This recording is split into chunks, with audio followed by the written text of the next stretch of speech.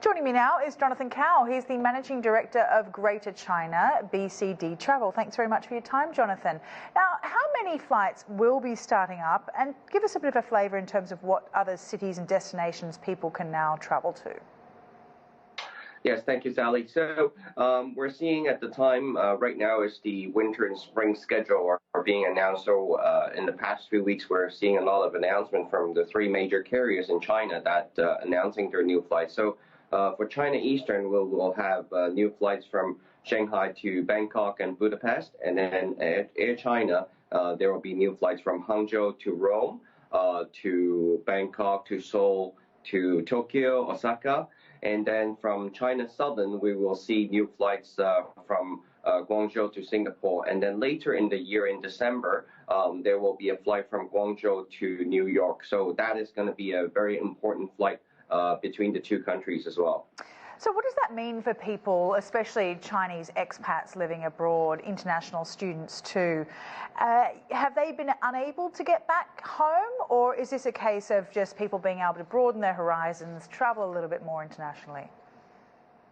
Yeah, so I think definitely it's good news for people who are looking to travel and also the expatriates being overseas and student travel as well. Because one of the major difficulties in the last few years we have is even when people want to travel, there is limited flights.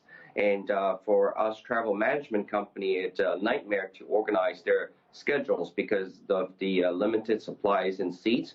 So with the new increase in flights, although it doesn't seem to be a lot, however, if we compare it to the beginning of this year, we're talking about also already a doubling of flights.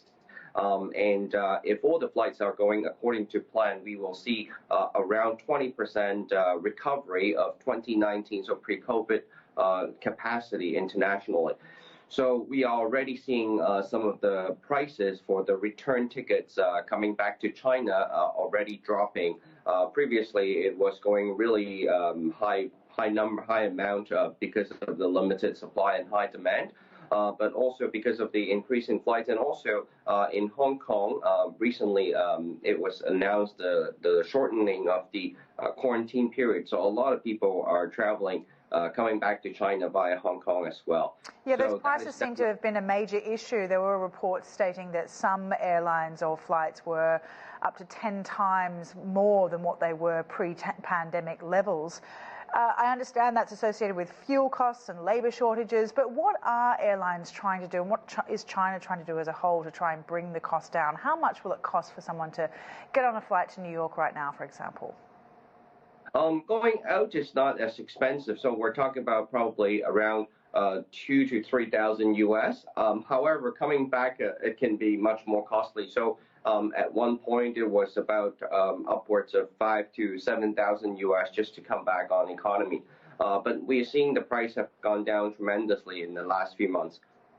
All right, Jonathan Cowell, thanks very much for joining us there, Managing Director of Greater China BCD Travel.